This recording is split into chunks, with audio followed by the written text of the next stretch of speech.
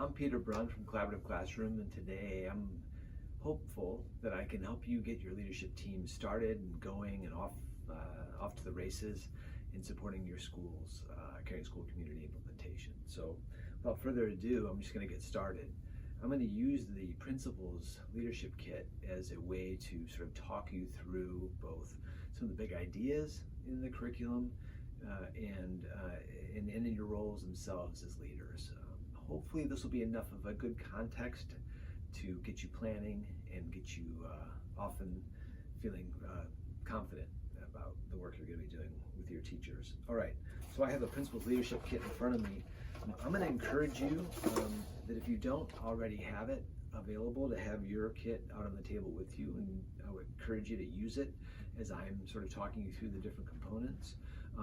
You can, if you don't have the physical kit with you, you can also log into the Learning Portal, and if you just go to collaborativeclassroom.org, up in the right-hand corner, you click on Learning Portal, and you can claim your license for the Principals Leadership Guide, and all the things I'm going to talk about here are available digitally as well, and you can follow along digitally if you don't have the physical kit in front of you.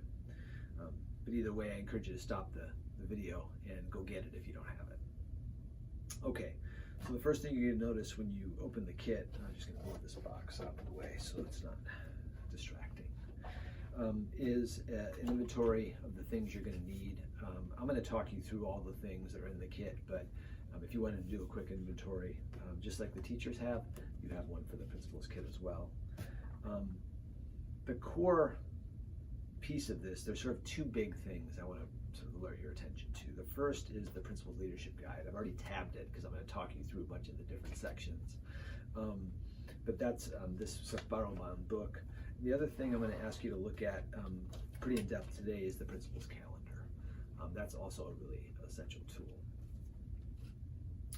Before I dig into this, you'll notice that the title of this is the Principals Leadership Guide, but you're a leadership team and you may be watching this and not a principal. The reason why we structured it this way and we called it the Principals Guide, Principals Kit, is because really the Principals leadership is really central to making this go well. And without a real a principal sort of reining everything in, sort of helping to organize things, we've noticed the implementations really struggle. And so if you're watching this and you're a leadership team and your principal is not in the room, it's really important you get them in the room because it's very difficult to have a successful caring school community implementation without the ongoing support of your principal. And so I just want to send that message home, and that's why sort of a lot of this is directed to the principal, even if we know that a lead teacher or a counselor might be doing some of the lifting, as you will, and supporting teachers. It's really at the direction and behest and really guidance of the principal and all that sort of functions. So I just want to call that out. If you open the Principal's Calendar, now if you're looking at this digitally, you don't have access. The only thing in the whole curriculum for the leaders that is not available digitally is the Principal's Calendar. It's because it's such an awkward document. It's really hard to see digitally. So we really only have this laid out for you in your kit. But if you take it out, what you'll notice is there's it sort of lays out the whole year for you as a leadership team. It allows you to plan your year sort of and know sort of at different phases of time what are the things you should be really focusing on. And it's organized around the big main roles of the principal. And so on one side, it's really directed to year one. So if you're a year one school, you're just getting started, that's the one you'll focus on. And then the flip side is really for the out years. So after the first year, what are some of the things and how to that you're going to need to be doing.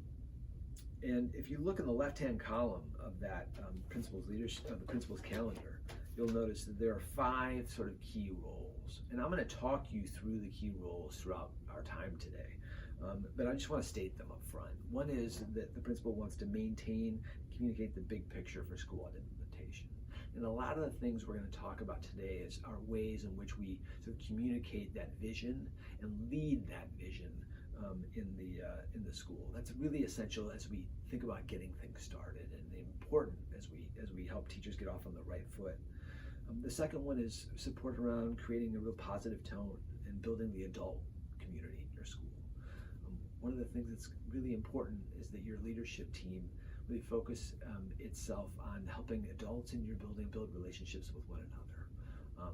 A lot of in the professional world, we call this sort of adult SEL. I like to think about it as just making sure that all the teachers and all the staff that work in the building have ways in which they can talk to one another, solve problems with one another, and take risks with one another, and be vulnerable with one another. And so you're going to want to develop real strong relationships with and among your staff, and there's guidance. That's the sort of second role of the principal, and there's guidance for you in the kit to do some of that work. The third thing that your team's going to want to do is to prepare for and launch the program. We really included in this kit all the support you're going to need to get started. Teachers have the curriculum for them. They have some really detailed support in there for them to get started and to go, and you've got what you need to help them sort of get going, and also to monitor and support that work over time. So I just want you to know and feel, even though you probably don't feel so confident, you don't feel like you know everything yet, you really do have everything here. We try to lay it out in a way to really help you incrementally get started and then ramp up the work over the course of the year. The fourth role is of the principal and of the leadership team is to monitor and support implementation. And in a little bit, I'll go through some of the tools that you have at your disposal ways to think about monitoring, supporting teachers. And then, and the last one is the last sort of fifth role is to really administer the school-wide discipline program, and that's really a core responsibility of the principal. You're going to decide as a team how this aligns with the discipline system you already have in place, so that this may be a place you don't have to do a lot of work because your school already has sort of a really thoughtful and engaging and well-articulated discipline supports for kids. But if you don't, or if you're looking to sort of strengthen them, then you can look here in Caring School Community. We've got some support for you to do that. Okay, so if you're looking at this at the beginning of the school year, if that's where you are when you're watching this, then the thing you're really going to want to focus in on is the before-year work. And I would encourage you, each of your team members, but especially the principal, to really take a look at this principal's manual. It's not very long, and especially the first couple sections. I'll walk you through them in just a minute, but I encourage you just to read them. I know sometimes, in the busyness of our schedules, we don't often take time to just sit and reflect a little bit. I would argue that as you're getting started and as you're trying to figure out how to do this well, that just having in your head by reading and just thinking a little bit about what are the first few months of our school year going to look like. This really lays it out for you. It's a way to think about it. Many of you bring lots of experience that you can bring and augment this work, but at least what it's going to force you to do is really sit with it a little bit and try to understand why this is laid out the way it is. Because if you just sort of jump into the different sections and just do it, what you're going to miss is how and why things link together. And then what could easily happen is you get into something and you haven't really read it, and then you start to second guess and question it. Like you think, well, this doesn't quite sound like, why are they doing it this way? So it's just important you have thought through some of that early on, and that's one of the things I would encourage you to do as you get started. So the before year work is going to be really important, and the calendar, as I said, really takes you through that. So now what I want to do is actually get into this guide. And I'm going to walk you through some of the different things. I'll refer back to the principal's calendar at different points through this little talk as well to help you get started. So I'm going to encourage you to grab your principal's leadership guide, put it out. You can open it. And if you open up just to the first section, past the front matter, right to the first page, it really lays out the big ideas. for you. The next section really there talks about each of the different roles, and I'll try to break them down for you. And so the first thing that is most important is that you, as the leadership team and the principal, maintain and communicate the big picture for school-wide implementation. This is super essential. And that means that you've worked with your staff to develop a vision for your climate and culture. And you have a shared minds about what that needs to be. A lot of the decisions you're going to make about caring school community, about some of the procedures, about what you want for kids, needs to be built on a bed of sort of a shared assumptions about teaching and learning and about what you want for kids. And so it's really important that you go through the process to sort of develop that vision with teachers. And we have in this kit, and I'll talk after I go through the sort of 5 big roles, I'll take you through the first 2 staff meetings that we have for you in here. They really lay out a process, an articulated process for how to create a school-wide vision for your climate and culture. All right, and the second thing that you're going to do is set a positive tone for the adult community, and that means, for lack of a better word, because it is team building. We've done lots of team building. I'm sure that you, some of you really love team builders, and some of you don't like them. But I'm going to encourage you to think about this in a couple ways. Team building isn't something that just is an activity we do. It's something. It's sort of a way we live. And so you have activities in here. They have team building activities. There's lots online. You probably have lots in your arsenal. What I would encourage you is not to think about building relationships as something you only do in August, at the beginning of the school year. It's not something that you just do in faculty TGIFs or potlucks. That real relationships are built in the work of school. It's solving the problems that we face together. It's developing deep enough relationships so we can be vulnerable with each other. It's working through times when we feel angry. Like, those are the things that bring schools together. They bring people together. And so it's really important that you think about that work as essential as when you think about team building. The second thing that's important to think about when you think about facilitating staff team building is norm setting. Norm setting is something I know many of you probably have done over time, but how many of our norms are actually living things? It's something we want to ask ourselves. And so one of the things we provide you an opportunity with is a way to set norms with teachers and then check in on them over the course of the school year. And that's really a key to sort of the second role of setting a positive tone and building the adult learning community. All right.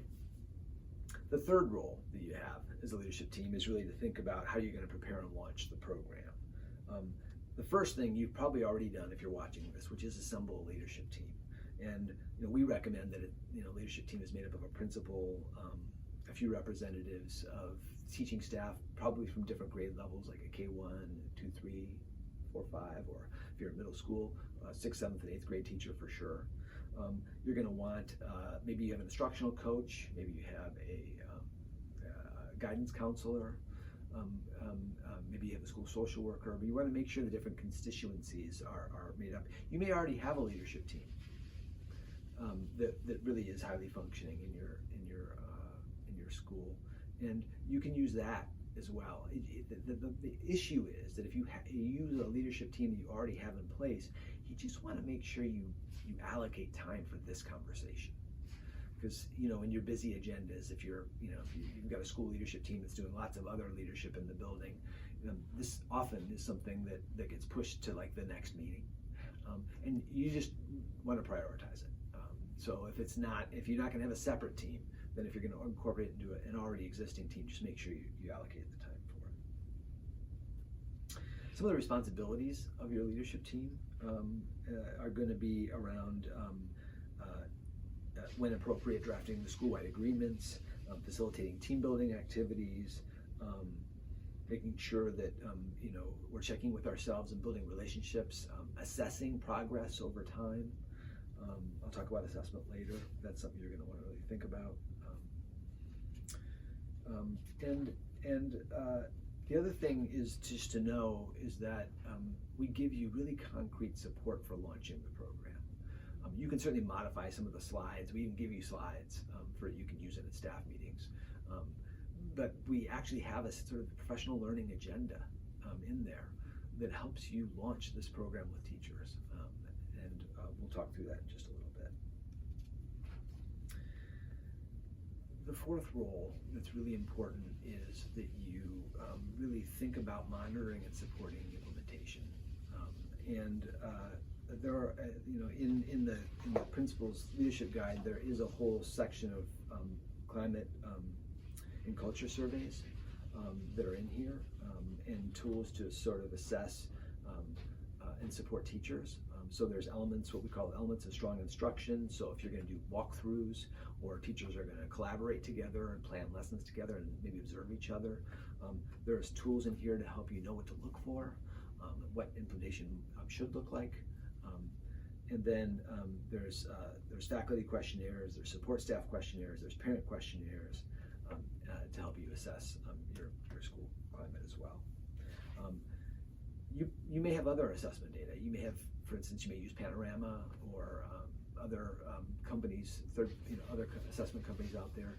So you may already have data that you're bringing to this conversation. This is the team that would use that data to help you plan your professional learning and think about how you're going to implement Caring School Community in light of the data that you have at your disposal.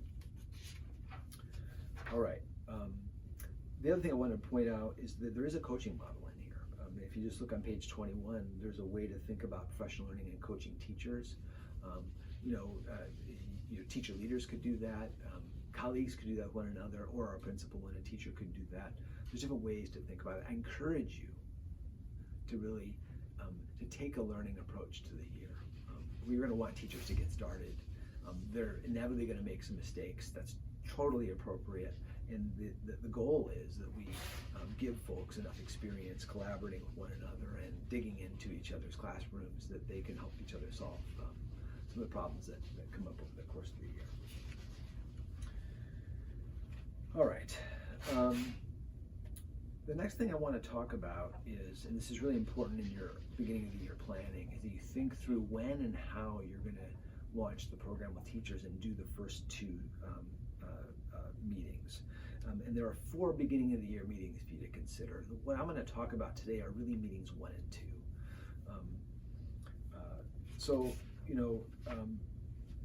The first meeting is really about launching the program. And in that meeting, you're going to do a couple key things. We're going to help you with a really thoughtful, articulate process of creating norms. And then after you create norms, you're going to discuss what a shared vision for your school culture might look like. And you're going to brainstorm as a faculty how to do that. And teachers are going to give you as a leadership team lots of information about how they think about your school climate. And I encourage you to look at that meeting and use that meeting, because that does a couple key things for you. Besides get you all on the same page, so to speak, around what you want your culture to be. It also highlights where you have some differences, where you're going to have to work through some things together. As a leadership team, you're going to see places where there's work to do over the course of the year. But it's also an act of community building. That intentionally having a meeting like this, you have so little time at the beginning of the school year, but taking some of it to talk about your school's culture and what you want it to be as a faculty sends a message to teachers that this is really important and that we want you to do it. And so we encourage you to follow the first meeting. The second meeting is really not a whole staff meeting. It's really for your leadership team, and you're going to collect the information you got from that first staff meeting around the climate and how some of the votes that teachers gave and their messages around how they would like the school climate to be. And you as a team are going to take their information and you're going to draft a climate and culture statement for your school. And this meeting is really designed to take you through a process to reflect on what the teachers said and to craft a really thoughtful mission statement, or not mission statement, but a climate and culture statement for your school. And then what you're going to do is you're going to talk about, sort of at the end of that meeting, how you're going to bring that back to staff. And that's what the third meeting is. It's look, this is what we did. Did we get it right? So you're going to come back to faculty and do that, and then it allows you then to talk about, well, if this is what you want, if this is your vision for your school climate and culture, what does that mean for our discipline practices? How do our discipline practices support that work? And it's sort of a logical way, a progression into talking about how you're going to do those things. Then the fourth meeting happens a little bit later in the year, typically no later than week 6, but right around week 6, where you're going to have a staff meeting around planning the Cross-Age Buddies curriculum. This is really particularly to K-5. Middle school, you don't have to worry about that meeting. And those are the first 4 meetings to launch the program. The first couple need to take place right at the beginning of the year, right before school starts if possible, if you've got the time. It's really essential that happen. The other 2 meetings can happen just after school starts. And of course the last meeting taking place around week 5 or so. I just want to alert you to a couple other things that to think about when you're looking at Caring School Community, especially these resources to support staff. As a team, when you think, and you inevitably will encounter, or a principal will certainly get an earful of something, there'll be a problem in the building that you're going to need to come together and make some decisions about. And there are planning and decision-making meetings that you can use that actually mirror much of the planning and decision-making that teachers do with students and their kids. And the reason why this is important is twofold. One, it gives you a real thoughtful process as adults for engaging and planning and problem solving together. It's an act of team building as well, to do work in this way. But it also gives teachers a really concrete example of what this might look like when they do it with kids. And so that's another sort of side reason why it's important to think about doing these. There's meetings in here to support data check-ins, so you can look at the data that you've got, whether it's from another assessment tool that you have, or whether you're using the Caring School Community assessments, problem-solving check-ins, and so forth. All of that is in this Principal's Leadership Guide. So I took a little time to sort of walk you through that, but it's really an essential tool as you think about how to do the sort of big roles that you have as a leadership team, as a principal, and it gives you the sort of concrete footing you're going to need to be successful. If you're in year 2, and let's say you've already started, you've been doing this for a couple of years, what we've noticed is that many schools have new members on their leadership team after a year or 2. Maybe this school has a new principal. Maybe you didn't really do any work as a leadership team your first couple of years of implementation. Teachers were sort of on their own. It's never too late to sort of reassess, refocus, and relaunch. So if you're at a place as a school where you've been doing this, and some teachers have been doing it, some haven't, you're still sort of worried, your data tells you that you've got some things you've got to focus on, now is a really good time to come together, use this leadership kit and some of the resources here to sort of relaunch this work with your teachers. Don't worry about if you're going to do some of these meetings again, or maybe you're in year 4 and you've never done them. It won't seem, when you get into the conversations, like it'll seem totally appropriate and it'll seem right. So I just encourage you that if you're in your 2nd or 3rd year or beyond, to look at what you need, use the principal's calendar, and decide sort of what are some of the big decisions you need to The only other things that are in the kit that you're going to might want to take a look at is this is really written for principals. It's a mirror of it's the Caring School Discipline book. It's a mirror of some of the things that the teachers have at their disposal. It contains all the things in their book. And this is a special introduction for principals. There's a foreword that I encourage you to read, especially the school building leader. The last thing in your kit is as you reimagine your relationship with parents. And one of the sort of key things that you have at your disposal is the school-wide community building activities. And even if you don't use all of these, what I do encourage you to do is to look at them and see how they're different from the current kinds of activities you do as a whole school.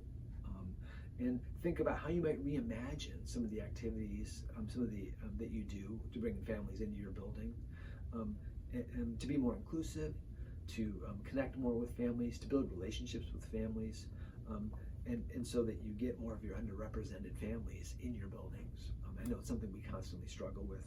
It's also something you might share with in a partnership with your PTA.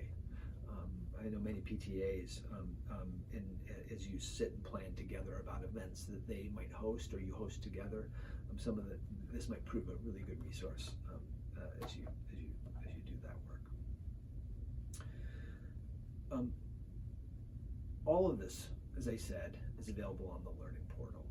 In addition to some of the things that are in here, some of the things that I would sort of play with on the Learning Portal are the teacher learning system. The TLS has some activities for teachers. There is a really thoughtful tool for teachers to plan their own topic week in there. So we've tried to put professional learning support in the Learning Portal as well. So take a look at that. There are some resources like some meetings that you might do with families at back to school nights and those kinds of things. Those resources are in the Learning Portal as well.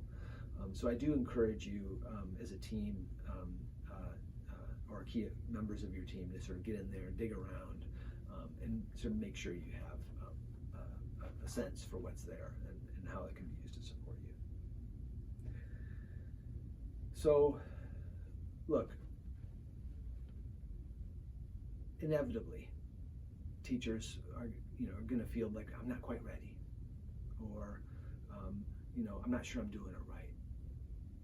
One of the things we know from experience is that what's most important is for teachers to get started. Use the lessons, open up the resources, follow them as they're written, if they can, as they're intended, until they get enough sense for how they are so they can do some of their own modifications when appropriate.